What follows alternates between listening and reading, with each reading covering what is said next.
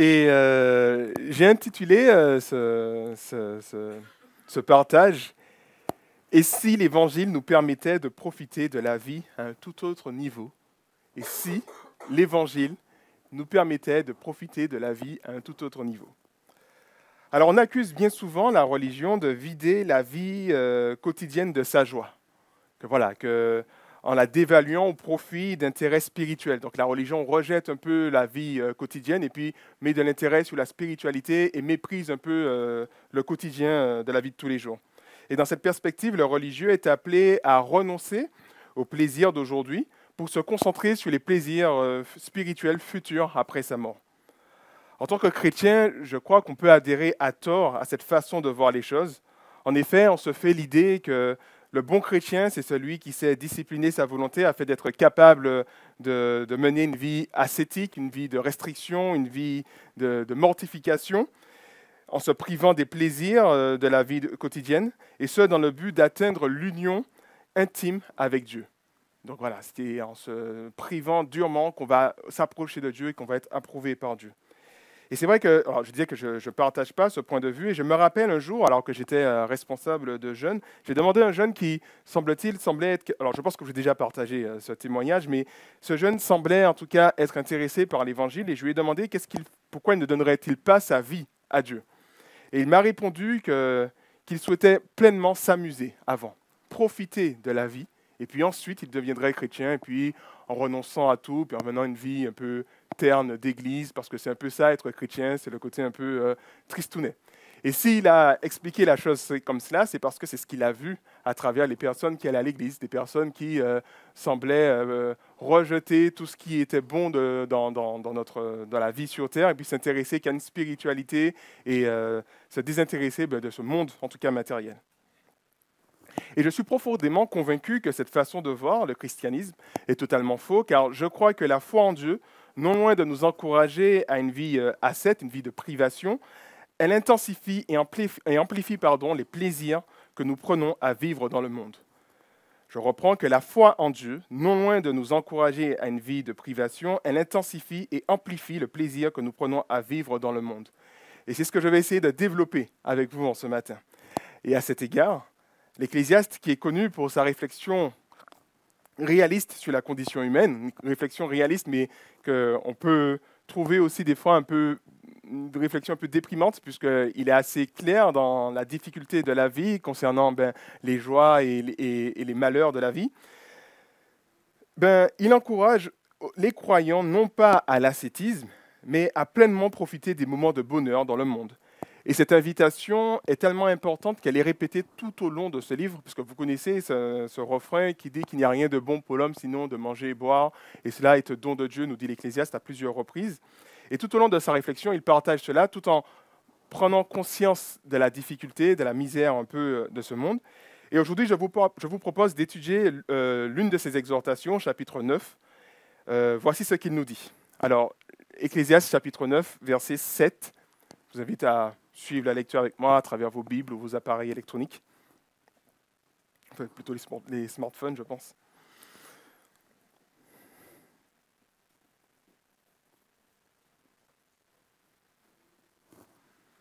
Alors, je commence au verset 7. Il nous dit « Va, mange ton pain dans la joie et bois ton vin d'un cœur content, car Dieu a déjà agréé tes œuvres. Qu'en tout temps tes vêtements soient blancs et que le parfum ne manque pas sur ta tête. Jouis de la vie avec la femme que tu aimes pendant les jours de cette vie dérisoire que Dieu t'accorde sous le soleil, oui, pendant tous les jours de ton existence dérisoire, car c'est la part qui te revient dans la vie au milieu de tout le labeur pour lequel tu te donnes la peine sous le soleil. Tout ce que tu trouves à faire, fais-le avec l'énergie que tu as, car il n'y a plus ni activité, ni réflexion, ni science, ni sagesse dans le séjour des morts vers lequel tu es en route. » Ici s'arrête notre lecture. Alors voilà, on voit que l'Ecclésiaste nous invite à trouver une certaine joie dans ce monde, tout en étant conscient des lacunes de ce monde, tout en étant conscient de la réalité de la mort. Et c'est vrai que cette invitation à profiter de la vie fait suite à sa réflexion sur la mort qu'on voit dans les versets 1 à 6, que je n'ai pas lu. Et toutefois, il reconnaît que même si la vie est à son lot de misère, lot de souffrance, il y a du bon tout de même dans ce monde. Et l'Ecclésiaste nous invite à recevoir ces bonnes choses dans la joie, car elles sont des dons de Dieu que Dieu accorde aux hommes pour qu'ils puissent se réjouir au milieu de leur dur labeur. En fait, ces dons, finalement, ce qui donne à ces dons une signification, une valeur, une richesse encore plus forte pour le croyant qui les reçoit par la foi. Car ils ne sont pas de simples bonnes choses qui lui tombent dessus, mais une manifestation de la bonté de Dieu. Ça donne une valeur supérieure à ce qu'il reçoit, parce qu'il sait que cela lui vient de Dieu, et ça donne un degré de joie et de satisfaction supérieure, parce qu'il sait que c'est un Dieu c'est la manifestation de la bonté de Dieu, la manifestation de la bonté du Père qui prend soin de ses enfants. Lorsque le croyant vit des moments de joie, de gaieté, pour lui, ce n'est pas le hasard, ce n'est pas le fruit uniquement de ses efforts, mais c'est d'abord la volonté de Dieu de le bénir et de lui faire du bien. Autrement dit, cela donne à ces dons un caractère sacré, car à travers toutes ces bonnes choses qui peuvent nous réjouir, nous voyons un Dieu qui est pour nous. Ça donne un caractère sacré à ces choses. Et par exemple, on peut recevoir une lettre de la banque, voilà, un relevé bancaire, et on n'aura pas d'attachement vis-à-vis de cette lettre, en fait. On va vite fait la ranger dans nos dossiers, voilà, dans la partie administrative de nos dossiers. Mais on peut aussi recevoir une lettre d'une personne que nous aimons, une personne qui nous est chère. Ça fait longtemps qu'on n'a pas vu cette personne. Et à ce moment-là, cette lettre prend une toute autre valeur. Alors que ce sont deux bouts de papier, mais il y a un bout de papier qui a une valeur beaucoup plus importante parce qu'elle vient de quelqu'un qui nous est cher, que nous aimons. Et de la même manière aussi, c'est la période d'été, c'est la période de vacances. On peut partir en vacances en se disant, ouais, c'est normal, j'ai posé mes jours, j'ai le droit, que j'ai mérité cela. Ou alors on peut partir en vacances en se disant que c'est sacré, que c'est précieux parce que c'est un don de Dieu. Et je me réjouis de cela parce que mon bon Père prend soin de moi, il me permet de passer mes vacances à la montagne, à la plage, ou je ne sais, enfin voilà, en famille. Et donc du coup, ça donne une valeur beaucoup plus forte à la notion de vacances. Ce n'est pas simplement des vacances comme ça que j'ai posées, mais c'est un don de Dieu qu'il nous offre. Ça nous montre par là que Dieu est pour nous. Et d'ailleurs, c'est ce que souligne l'Ecclésiaste. Dieu est pour nous. Voici ce qu'il nous dit dans le passage que nous avons lu. Dieu a déjà agréé tes œuvres. Et cette déclaration donne tout son sens à son exhortation, à savoir manger dans la joie, boire d'un cœur content, porter des vêtements festifs, se réjouir du mariage, à entreprendre dans le monde. Fais tout cela parce que Dieu a déjà agréé tes œuvres. L'Ecclésiaste souligne l'attitude de Dieu envers celui qui place sa foi en lui, à savoir l'approbation. Dieu approuve celui qui place sa foi en lui.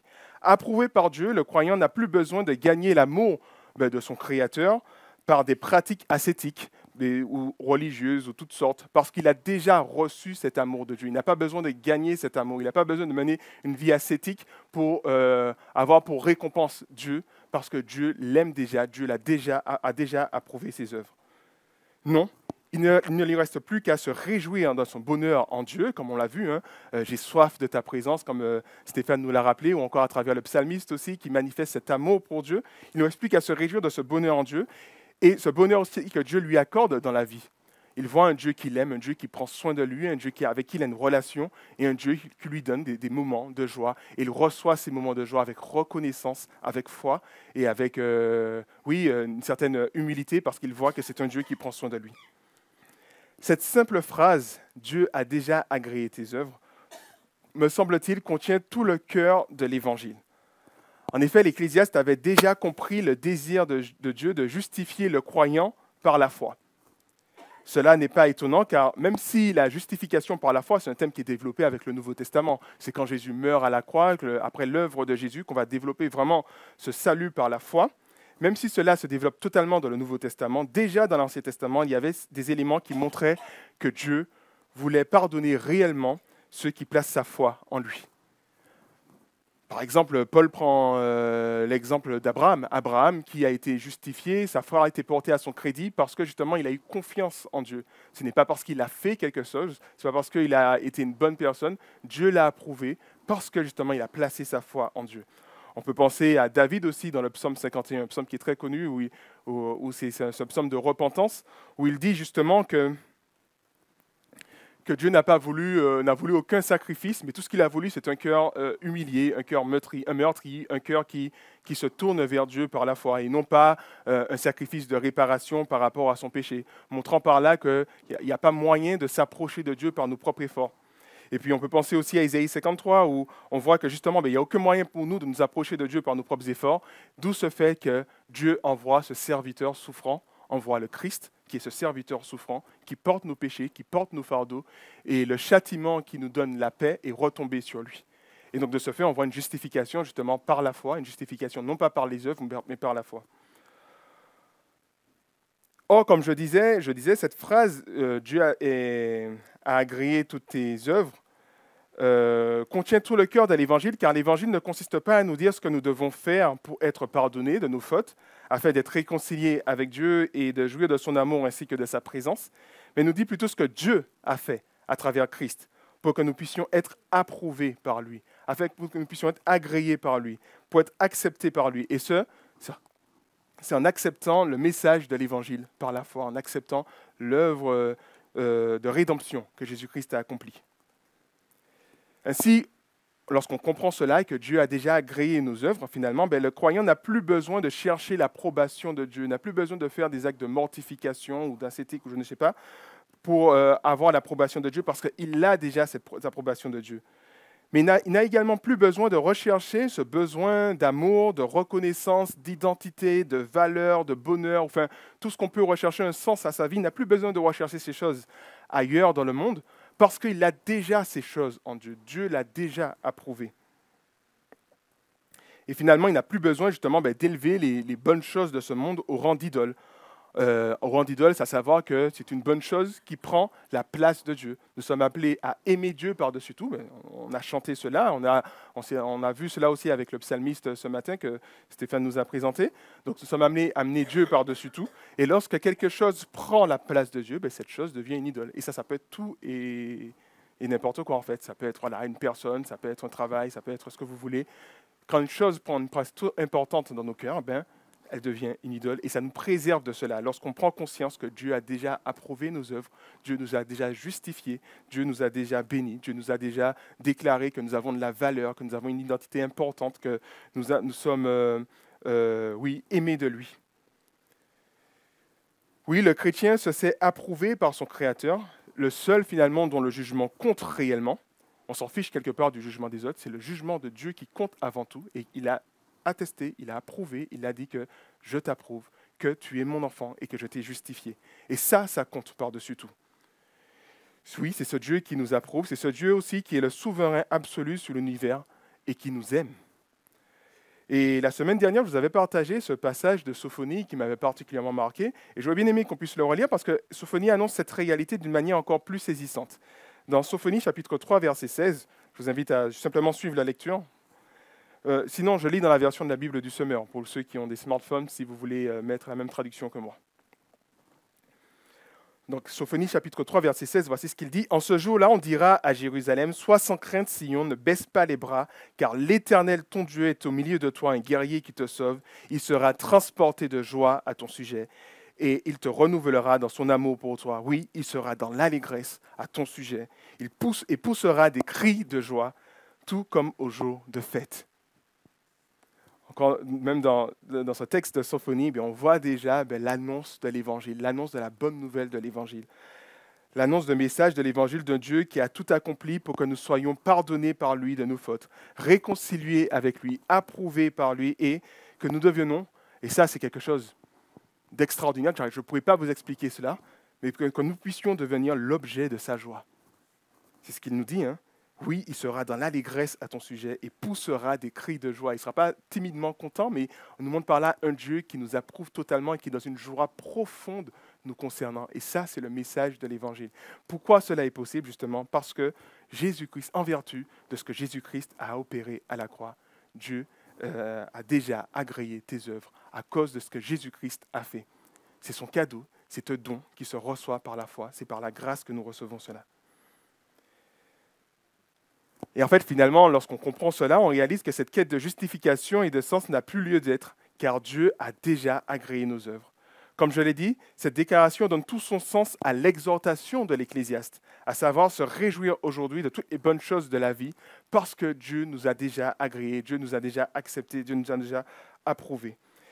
Sans tenir compte de cette déclaration, nous risquons de tomber dans l'esclavage des passions de ce monde, ce qui mène à la déception. Nous risquons de nous retrouver à aimer ce monde, à tomber dans, oui, cet esclavage d'addiction par rapport à toutes les choses de ce monde. En fait, la plupart de nos problèmes dans la vie viennent du fait que nous ne croyons pas assez fermement à l'Évangile. La plupart de nos problèmes dans la vie viennent du fait que nous ne croyons pas assez fermement au message de l'Évangile. De ce fait, nous cherchons des réponses à nos besoins dans ce monde alors que nous les avons pleinement déjà dans le message de l'Évangile de Jésus. Quelqu'un a dit que le chrétien, bien souvent, ressemble à un ancien pauvre. Un pauvre qui est devenu riche, mais qui malheureusement continue à se comporter comme un pauvre. Il a un compte en banque bien garni, il a de quoi vivre d'une manière très satisfaisante, mais il garde ses mauvaises habitudes. Ou alors le chrétien, c'est celui qui a été un esclave, qui a été affranchi, mais qui continue à se comporter comme un esclave. Cela ne fait pas de sens. La semaine dernière, je discutais avec Olivier et il me partageait le témoignage d'un chrétien. Un chrétien qui partage son témoignage dans un livre et sur Internet et qui partageait justement le fait qu'il a dû, pendant des années, lutter contre des addictions et il s'est battu contre cela. Il a mis toutes sortes de choses en place pour pouvoir lutter contre ces addictions, mais il n'arrivait pas à se défaire de cela. Il priait, il insistait et il voyait qu'il était totalement démuni. Jusqu'à ce qu'un jour, Dieu lui révèle que, en fait, il était déjà délivré. Il n'a pas besoin de prier pour être délivré parce qu'il était déjà délivré, parce qu'il avait déjà accepté l'Évangile et que l'Évangile était déjà en train d'agir dans sa vie. Et en acceptant l'Évangile, nous sommes délivrés de toute forme d'esclavage, d'addiction, et qu'il était déjà pleinement comblé en Dieu. En fait, c'est quelque chose qu'il savait intellectuellement, mais quand ça a atteint son cœur, ça a totalement bouleversé sa vie. Et il a pu se défaire justement de ses addictions parce qu'il avait compris qu'il était déjà libre. Il n'avait pas besoin de prier pour la liberté parce que la liberté, il l'avait déjà en Jésus-Christ. Et c'était déjà effectif, c'était déjà vrai. Il n'avait pas besoin de chercher à être comblé parce qu'il était déjà comblé en Jésus-Christ. Il avait simplement besoin de comprendre et de croire davantage les profondeurs et les implications de l'Évangile dans sa vie. Plus nous comprendrons que Dieu a déjà approuvé nos œuvres, qu'il nous a sauvés de nos péchés, que nous sommes l'objet de sa joie, ce qui est extraordinaire, plus nos vies et nos pensées seront transformées. Cette vérité changera notre façon d'aborder absolument tout. L'Évangile a pour vocation de transformer nos vies d'une manière extraordinaire. Et à quoi ressemble une telle vie, me diriez-vous peut-être? L'Ecclésiaste nous donne un aperçu en nous invitant à une joie équilibrée. À quoi ressemble le chrétien qui a été totalement transformé par l'Évangile dans ce monde ici-bas? L'Ecclésiaste justement nous montre cet exemple en nous montrant une joie équilibrée, en évitant deux écueils. Premièrement, l'ascétisme du religieux, comme je disais, qui essaye de gagner l'approbation de Dieu par sa mortification, toutes les choses qu'il peut mettre en place. Mais peut-être un petit disclaimer concernant cela. C'est vrai que dans le Nouveau Testament, on peut penser qu'il est question des fois d'ascétisme, quand l'apôtre Paul nous dit que lui-même, il traite durement son corps, quand Jésus nous invite à porter notre croix, quand il y a, oui, cette notion de discipline, de vie, tout cela, et on peut penser que c'est une forme d'ascétisme. Mais en fait, il faut comprendre par là que dans ces invitations du Nouveau Testament, l'objectif n'est pas de rejeter la création bonne de Dieu, les bonnes choses de la création de Dieu, mais c'est plutôt de rejeter ce penchant que nous avons à donner une première place à ces choses de la création. À savoir par là que cette discipline nous aide à aimer Dieu par-dessus tout et ensuite aimer le reste. On a tendance à faire le contraire. On aime les autres choses et ensuite on aime Dieu. Et justement, cette discipline de vie à laquelle nous sommes appelés, que Jésus nous appelle aussi, ce n'est pas dans le fait de rejeter sa création, mais c'est plutôt dans le fait de donner une bonne place, une place équilibrée à sa création. Apprendre, oui, aimer la création, aimer les bonnes choses de la vie, vraiment les aimer, mais avant tout, aimer Dieu par-dessus tout. En aimant Dieu par-dessus tout, on apprend à mieux apprécier ce que la création a à nous offrir. Donc je parlais de l'ascétisme du religieux, mais on peut voir aussi une forme d'ascétisme aussi chez le pragmatique. Le pragmatique, disons, matérialiste athée. Parce que celui-là, lui, il constate que la vie fait souffrir, que la vie n'apporte pas de véritable satisfaction, comme nous dit aussi l'Ecclésiaste, hein, qu'il y a un aspect dérisoire de la vie qui est là, qui est présent, et que la vie ne peut pas répondre réellement à tous nos besoins. Et de ce fait, ce qu'il fait, ben, cette personne qui est ascétique, mais en même temps, disons, athée, eh ben, il cherche, disons, comment je peux dire cela? Il cherche à prendre des distances vis-à-vis des choses de ce monde. Il essaye de ne rien aimer, de ne s'attacher à rien du tout et de mener une vie un peu austère. Comme ça, s'il ne s'attache à rien, ben, il ne va pas souffrir. Aimer quelque chose, c'est s'exposer à la souffrance, selon lui. S'engager dans quelque chose, dans une œuvre ou peu importe, c'est s'exposer à la déception, à la tristesse. Et donc, du coup, ben, celui qui est pas pragmatique, un peu ascétique, ben, va se dire qu'il va vivre dans un certain détachement. On peut penser, par exemple, à la philosophie du stoïcisme, qui tend vers cela. Alors ça, c'est un excès qu'on peut constater dans le monde. Ça ne veut pas dire qu'on est par là, qu'on est dans cet excès, mais on peut se rapprocher de cet excès sans pour autant totalement atteindre cet excès. Mais on peut avoir un peu cette mentalité un peu de privation, se disant que, voilà, que le monde est mauvais, que la création est mauvaise, et puis moi, j'ai les yeux fixés que sur la spiritualité. L'autre excès, ce serait de tomber dans l'hédonisme. L'hédonisme, si vous voulez, l'hédoniste, c'est celui qui met l'accent sur les plaisirs. Donc pour lui, l'objectif, c'est de se plonger totalement dans tous les plaisirs que le monde a à offrir, et tout cela en évitant de souffrir. Et donc du coup, il devient esclave de toutes sortes de joies, de plaisirs, et comme s'il le fait, mais de manière effrénée. Donc nous voyons deux excès. L'Ecclésiaste nous dit que Dieu nous a approuvés, et à travers cela, il nous invite à éviter ces deux excès et à vivre d'une manière équilibrée la vie sur terre, en apprenant à apprécier les bonnes choses de Dieu, sans tomber dans le rejet, le mépris de ces choses, dans une forme d'ascétisme, sans tomber non plus dans un amour effréné de ces choses, dans une forme d'hédonisme. Ça va jusque-là? Alors on peut continuer. Et donc, maintenant, on va essayer de voir justement ce que l'Ecclésiaste nous dit.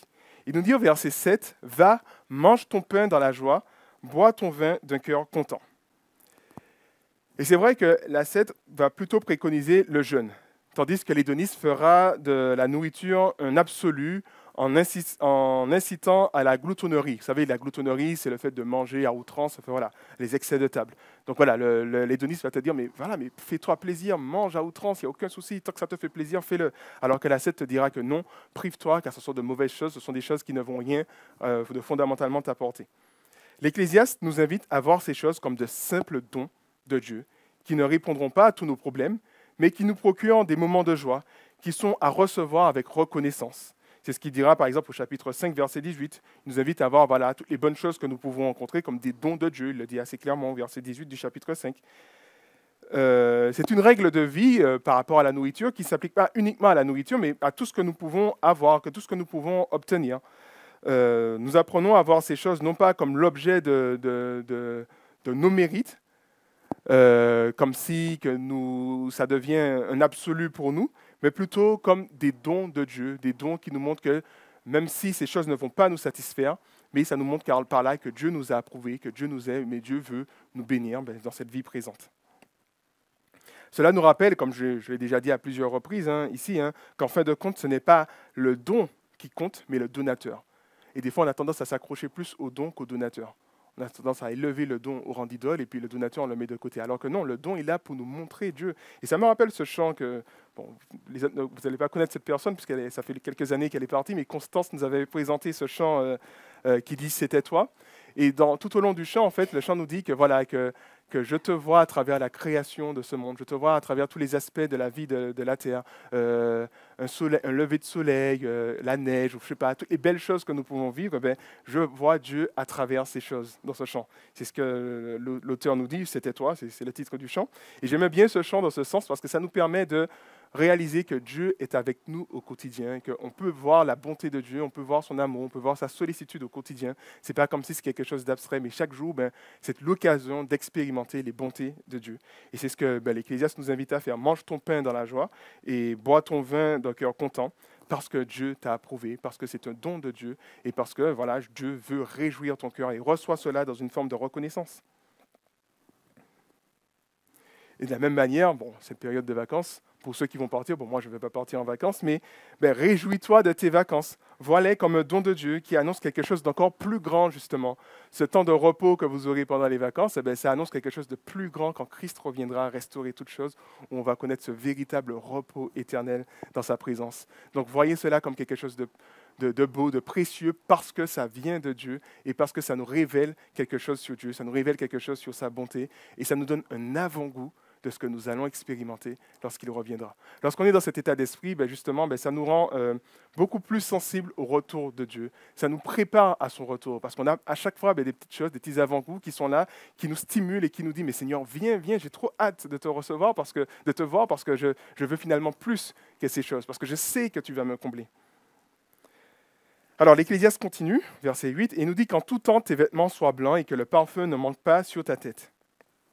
Alors, les commentateurs pensent qu'il est question des vêtements de fête, de la même manière que le parfum, c'est l'huile parfumée qui évoque la joie festive. Et c'est vrai que l'ascète, celui qui va mener cette vie ascétique, va mépriser les fêtes. Il considère ces rassemblements comme une perte de temps. Il encourage à ne pas participer à ce genre d'événements, mais plutôt à se concentrer sur des choses peut-être plus importantes. L'hédoniste, quant à lui, ne vivant que pour les plaisirs et dans la fuite de la souffrance, nous encouragera justement à participer à tous ces rassemblements festifs, et ça sans aucune forme de retenue. Pour lui, c'est une bonne manière d'oublier nos soucis, comme le suggère le chanteur Stromae. Je ne sais pas si vous connaissez, alors on danse. Alors ceux qui savent pas, en gros, en quelques mots, ce chant nous dit simplement, ne fait pas un peu de la misère de la vie, qu'on a, qui dit travail, dit facture, dit problème, dit difficulté. Enfin voilà, il enchaîne toutes sortes de difficultés qui existent dans la vie. Et en fait, finalement, quelle est la solution? Alors on danse. On danse quelque part pour oublier. Puis il y a un côté un peu malaisant finalement dans le chant, puisqu'on est là en train de danser, alors que finalement on a une souffrance, un vide dans nos cœurs. Et justement, l'hédoniste va nous encourager, voilà, va fêter, va t'amuser, comme ça tu vas oublier tes difficultés, pour ne pas penser à tes difficultés. L'Ecclésiaste ne nous invite pas à une telle fuite de la réalité. D'ailleurs, c'est lui qui dira qu'il vaut mieux se rendre dans une maison endeuillée que plutôt dans une maison où on festoie, par exemple au chapitre 7, verset 2. De plus, il nous invite à porter ses vêtements festifs au milieu de notre dur labeur. Ça veut dire par là qu'au milieu de nos activités, ça ne veut pas dire qu'il nous invite à tout le temps porter un vêtement festif et puis à faire la fête tous les jours. Il nous invite à nous habiller en vêtements festifs, un vêtement de mariage par exemple, vous savez, la tenue, le costume, je ne sais pas trop quoi, tous les jours, et tout en continuant nos activités. Ça ne veut pas dire par là qu'on va fêter tous les jours, mais de porter ces vêtements au milieu de nos activités. En fait, il nous invite à considérer la vie dans sa globalité sous le signe de la joie. Il nous invite à voir la vie sur le signe de la joie. Cette joie devrait caractériser la vie chrétienne. Et c'est bien l'apôtre Paul qui nous invite à plusieurs reprises, notamment dans Philippiens, à nous réjouir dans tout ce que le Seigneur est pour nous. Il nous dit « Réjouissez-vous dans le Seigneur ». Je ne cesserai de me répéter « Réjouissez-vous de tout ce que le Seigneur est pour vous ». L'Ecclésiaste nous dit de même « Dieu t'a approuvé, Dieu est pour toi. Tu es l'objet de la joie de Dieu. » Et alors que la joie maintenant et le contentement illuminent ta vie parce que Dieu t'aime et Dieu prend soin de toi. Qu'à toute occasion, tu puisses te réjouir parce que Dieu t'aime et Dieu est pour toi. Et je crois encore une fois que plus nous croyons fermement à l'approbation de Dieu à notre égard, plus nous expérimentons cette joie dans nos vies. Plus on va ressentir cette joie profonde. Un peu, nous avons chanté « Béni soit ton nom » dans les difficultés comme dans les moments de joie. Et justement, cette joie reste même dans les difficultés parce que nous savons que nous avons un Dieu qui nous aime et qui nous a approuvés. On peut prendre aussi l'exemple de Jésus, et même à travers son premier miracle, qui me semble-t-il assez significatif, ce miracle où il transforme l'eau en vin, où c'est comme si finalement Jésus veut inaugurer son ministère sous le signe de la joie. Parce que le vin dans la Bible, c'est une connotation, disons, de joie en fait. Dans le psaume 104, il nous a dit que Dieu a donné le vin aux hommes pour qu'ils puissent se réjouir. Et quand Jésus, son premier miracle, ça aurait pu être un miracle beaucoup plus important, il transforme l'eau en vin durant une célébration, durant les noces de Cana. Et à travers cela, il est en train de montrer par là, réjouissez-vous, parce que le royaume de Dieu est venu jusqu'à vous, et le royaume de Dieu est en train de grandir, et rien ne pourra vous ôter cette joie finalement. Oui, qu'en tout temps, que tu portes des vêtements blancs, et que ta tête soit, que tu parfumes ta tête d'huile parfumée. Et c'est vrai que le vêtement aussi peut avoir une signification, disons que si on s'habille de noir, on montre par là qu'on est endeuillé, qu'on est triste. Et justement, l'Ecclésiaste nous invite, alors ne pas comprendre ça littéralement, de mettre un vêtement, d'aller au travail lundi matin en vêtements super festifs, hein, c'est pas ce que je vous dis. Mais simplement que vous puissiez être dans cet état d'esprit de joie, que votre vie puisse être vécue sur le signe de la joie, parce que Dieu vous a approuvé, parce que Dieu vous aime et parce que vous appartenez à Dieu. Jouis de la vie avec la femme que tu aimes pendant tous les jours de cette vie dérisoire que Dieu t'accorde sous le soleil. Alors, on peut se demander, qu'en est-il des femmes? En fait, il faut comprendre par là, dans le contexte, que l'Ecclésiaste s'adresse à de jeunes gens qui sont amenés à avoir des responsabilités, de hautes responsabilités dans la société. Et donc, du coup, c'est pour cela qu'il s'adresse, comme il s'adresse à des hommes, il dit « jouis de la vie avec la femme que tu aimes ». Mais de manière générale, on peut appliquer cela aux femmes. « Jouis de la vie avec le mari que tu aimes aussi ». Donc, voilà, ce n'est pas uniquement adressé aux hommes. En tout cas, l'ascète voit de mauvais œil les relations conjugales. Il préconisera plutôt le célibat. Quant à l'hédoniste, il conçoit la sexualité comme un appétit biologique et physique qu'il ne faut pas réprimer. Ainsi, il encouragera à enchaîner des partenaires et puis à plonger dans ce débordement de vie sexuelle.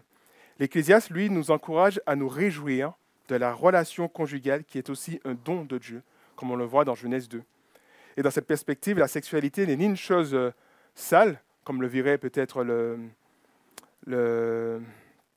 l'ascétique, ou ni un simple appétit à satisfaire, ce qui est dans le cas de l'hédoniste, mais une réjouissance que Dieu nous offre et qui se vit dans la relation conjugale. Et finalement, c'est d'avoir une bonne évaluation concernant la sexualité. C'est vrai qu'on ne parle pas beaucoup de sexualité à l'Église, ou la relation conjugale, mais en tout cas, c'est comme si finalement, c'est une réalité où on peut remercier Dieu en tant que couple marié, de pouvoir expérimenter cela, parce que c'est un don de Dieu. Dieu a créé cela pour la satisfaction des hommes et des femmes. Et donc du coup, plutôt que de voir cela comme quelque chose de sale, comme un tabou, quelque chose comme ça, de voir que c'est un don de Dieu qui se vit dans un cadre bien précis, cette relation conjugale, et qu'on peut justement le vivre dans la reconnaissance vis-à-vis de Dieu. Alors, on peut voir aussi par là qu'il nous invite à ne pas nous priver de l'amour de manière générale. Il est vrai que le summum de l'amour, en tout cas pour l'être humain, l'amour terrestre, se vit dans la relation conjugale. C'est la relation plus forte qu'on peut expérimenter en tant qu'être humain. Mais l'amour ne se limite pas à cela. Il y a les relations familiales, les relations avec les amis, tout cela. Et dans cette perspective, l'Ecclésiaste nous montre qu'il y a de la joie à ne pas rester seul, mais à aimer, à s'ouvrir aux autres aussi, quelque part. Donc on peut comprendre cela aussi comme ça, ou en extrapolant un peu, en élargissant un peu ce que l'Ecclésiaste nous dit, jouir de la vie avec la femme que tu aimes, c'est une question d'amour. Cet amour se vit de manière absolue dans un couple, mais ça se vit aussi dans toute autre relation, mais c'est plus dans l'amitié, tout cela, dans la famille, tout cela. Donc l'Ecclésiaste nous invite aussi à ne pas négliger cette réalité. Et puis sa dernière recommandation, il nous dit, verset 10, « Tout ce que tu trouves à faire, fais-le avec l'énergie que tu as. » L'Ecclésiaste nous invite à entreprendre cette fois-ci. Il est vrai que pour l'ascète, celui qui est ascétique, la règle d'or, c'est le détachement vis-à-vis de ce monde. De ce fait, il cherchera le moins possible à s'engager dans quelconque entreprise. Et à bien des égards, en tant que chrétien, nous pouvons ressembler à ça, parce que le chrétien se dit, il se fait le calcul souvent suivant, Dieu, ce monde va disparaître, Dieu va créer un nouveau monde, mais de ce fait, je ne m'implique pas. Et donc les choses de ce monde ne m'intéressent pas. Je ne m'intéresse pas à la vie du voisinage, je ne m'intéresse pas à la vie de ma commune, je ne m'intéresse pas à l'action sociale dans ce monde, parce que ce monde est amené à disparaître. Et donc de ce fait, on peut avoir cette réflexion un peu de l'ascétique. Et c'est que bien souvent, les non-croyants reprochent justement aux croyants, parce qu'ils ont tendance à démissionner par rapport à leur responsabilité en tant qu'humains sur la terre. L'hédoniste, lui, en accord avec sa philosophie de vie, encourage à se livrer sans retenue à tout ce qui peut nous faire du bien, tout ce qui peut nous faire du plaisir, y compris le travail. Donc, autant l'ascète, lui, il va faire le strict minimum, va se détacher totalement. L'hédoniste, lui, va se plonger entièrement dans ses entreprises, dans son travail, et puis va se laisser engouffrer par la chose. L'Ecclésiaste aussi nous invite à l'activité, mais il précise bien avec l'énergie que tu as. Il nous dit, tout ce que tu trouves à faire, fais-le avec l'énergie que tu as. Et c'est là que se trouve la clé, en fait, de sa réflexion. À travers cette déclaration, il nous invite à entreprendre avec sagesse et remet en question aussi bien la philosophie de l'ascète que la philosophie de l'hédoniste. En effet, avec l'énergie que tu as, il peut s'agir du fait que nous avons tous des compétences, des aptitudes, une énergie, et ce serait dommage de ne pas utiliser ce que nous avons. Et dans cette perspective, il n'encourage pas à l'ascétisme, qui vit dans le détachement, mais plutôt à entreprendre, à découvrir nos aptitudes dans ce monde. Avec l'énergie que tu as quelque chose, tu as une aptitude, il y a quelque chose que Dieu t'a donné, eh bien vas-y, entreprends avec cela. D'ailleurs, ça nous rappelle aussi le mandat culturel. Hein. Dieu demande à l'homme de se répartir sur la création dans Genèse et de dominer cette création, de la modifier, de l'embellir, cette création. Et ce mandat est toujours d'actualité. Et à travers notre travail, peu importe le travail que vous faites, à part certains qui sont peut-être... voilà, mais à travers votre travail, justement, ben, vous contribuez au bon fonctionnement de la société. Vous êtes une source de bénédiction pour les uns et les autres parce que vous avez un travail qui contribue à ce que on vit mieux dans cette société. Et donc, justement, avec l'énergie que tu as, avec les capacités que Dieu t'a données, entreprends, découvre, investis-toi, engage-toi dans les choses de la vie. Mais cela aussi peut être compris dans le sens où notre énergie, nos aptitudes sont limitées. La sagesse voudrait que nous n'allions pas au-delà de nos forces, que nous n'allions pas au-delà de ce que nous pouvons réaliser. Ainsi, il met un frein à une vision hédoniste qui se livrait entièrement au travail pour jouir d'une certaine satisfaction. Il nous invite donc à entreprendre tout en connaissant nos limites. Il nous dit d'ailleurs au chapitre 4 que vaut mieux une main pleine de repos que deux mains pleines de labeur. Il est vrai que celui qui se sait approuvé par Dieu ne cherchera pas un sens à sa vie à travers l'activisme, mais il entreprendra avec joie et d'une manière qui glorifie Dieu. Donc finalement, avec l'énergie que tu as, soit on peut comprendre par là que tu as des aptitudes, c'est une façon de glorifier Dieu, de les mettre au service des uns et des autres dans les activités, ou alors ça nous rappelle aussi que l'énergie que tu as est limitée, donc ne va pas trop loin de ce que tu peux faire. Donc apprends à te limiter, apprends à travailler avec sagesse. À cet égard, ça m'a fait penser, en tout cas, à ce que Tim Keller me partageait dans un livre où il parle des Jeux Olympiques en 1924 à Paris. C'est pas 2024, donc il y a 100 ans de cela, 1924 à Paris, où il parle d'un chrétien qui s'appelle Eric Liddell et d'un non-chrétien qui s'appelle Harold Abrahams. Et les deux, ce sont des athlètes. L'un court, le non-chrétien court pour prouver son existence. Il court pour prouver qu'il a le droit d'exister. Il se dit que j'ai 10 secondes pour prouver mon existence lorsqu'il court. Donc il y a un poids insurmontable en quelque sorte quand il va participer à ces compétitions. Parce que s'il ne gagne pas, ça veut dire qu'il est quelque part en moins que rien. L'autre, Eric Liddell, qui est chrétien, il court pour plaire à Dieu. Parce qu'il sait que Dieu l'a pleinement accepté. Et donc, de ce fait, il veut plaire à Dieu à travers l'énergie que Dieu lui a donnée, l'aptitude que Dieu lui a donnée. Il disait à sa sœur, il avait l'habitude de dire à sa sœur que Dieu m'a créé rapide et quand je cours, je sens son plaisir.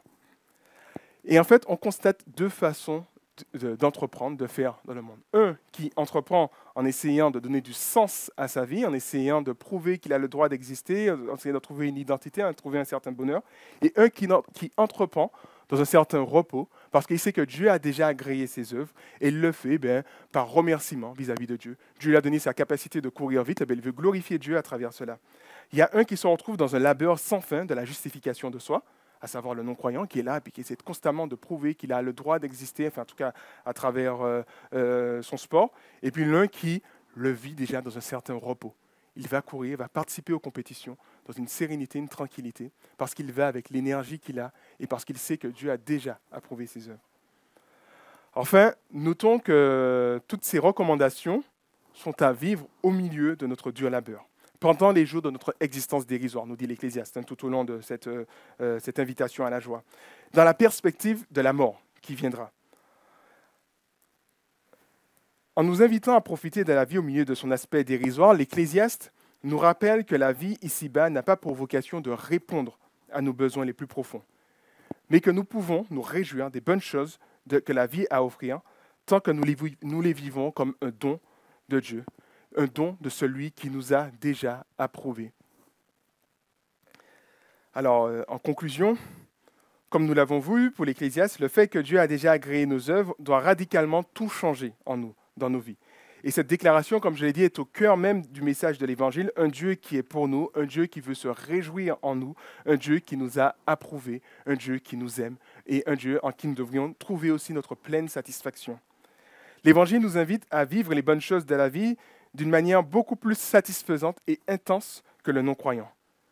Parce que ce sont des dons de Dieu. Des dons de Dieu, un Dieu qui jette un regard favorable sur nous. Toutes les bonnes choses que nous vivons, ces choses prennent une dimension supérieure, comme je vous ai dit, par exemple, par rapport à la lettre de la banque et puis la lettre d'une personne que vous aimez.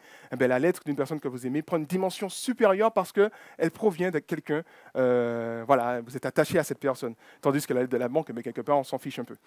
Tandis que, justement, le chrétien, c'est celui, justement, qui reçoit toutes ces bonnes choses de la vie comme quelque chose de sacré, de précieux, parce que ça me rappelle, ah ben oui, Dieu m'aime, ben oui, Dieu est là, ben oui, Dieu ne m'a pas abandonné dans mon Dieu à la beurre, ben oui, ça me rappelle que Dieu a un plan pour moi et que lorsqu'il reviendra, il va restaurer toutes choses. Et à travers ces petites choses, je vois déjà, j'entrevois déjà cette nouvelle création, à travers ces petites joies que je peux vivre. Je me suis perdu dans mes notes.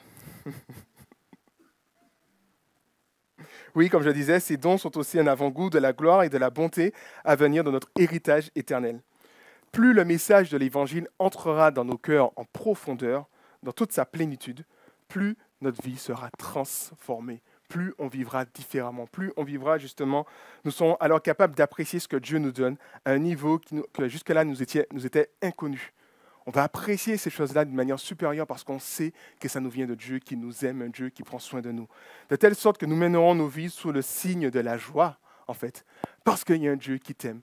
On peut penser à Romains 8 aussi, qui nous rappelle que plus aucune condamnation pour nous et que rien ne peut nous séparer de l'amour de Dieu. Et donc du coup, plus on comprend cela, plus on réalise l'intensité de l'amour de Dieu envers nous et combien il nous a richement bénis, nous dit aussi l'apôtre Paul, vous êtes bénis de toutes les bénédictions spirituelles dans les lieux célestes, plus on comprend cela, plus notre vie se vit sous le signe de la joie. Nous apprendrons aussi à aimer d'une manière beaucoup plus profonde notre conjoint, notre prochain, parce que justement Dieu nous a aimés et nous pouvons à notre tour justement partager cet amour. Nous apprenons également à nous intéresser à ce monde en entreprenant. Dieu ne nous invite pas à renoncer à ce monde. Et je vous rappelle simplement que Dieu continue à être actif dans ce monde. Il continue à bénir ce monde. Il est ce Dieu providentiel qui envoie la pluie sur le bon comme sur le juste. Il est celui qui fait du bien à tous les hommes. Jésus nous dit que votre Père éternel est bon envers tous. Soyez bons comme lui. Et on voit par là que Dieu n'a pas abandonné ce monde. Dieu continue à entreprendre, à faire du bien, à protéger ce monde. Et de la même manière, en tant que croyants, parce que nous savons qu'il y a un Dieu qui est actif, il y a un Dieu qui va tout restaurer, ça nous donne la motivation aussi d'entreprendre, de nous engager, de vivre dans ce monde et voilà, de pleinement nous engager dans la vie, mais avec la force, avec l'énergie que nous avons. Et tout cela se fait au milieu de notre dur labeur, au milieu de nos déceptions, et ce en attendant le retour de Christ qui viendra restaurer toutes choses. Et pour terminer, je vous repose la question, et si l'Évangile nous permettait de profiter de la vie à un tout autre niveau? Voilà, à nous de nous laisser convaincre par ce message de l'Évangile, à nous de nous laisser convaincre par le fait que Dieu a approuvé nos œuvres, à nous de nous laisser convaincre que Dieu exulte de joie à notre égard. Il se réjouit pour nous parce qu'il nous aime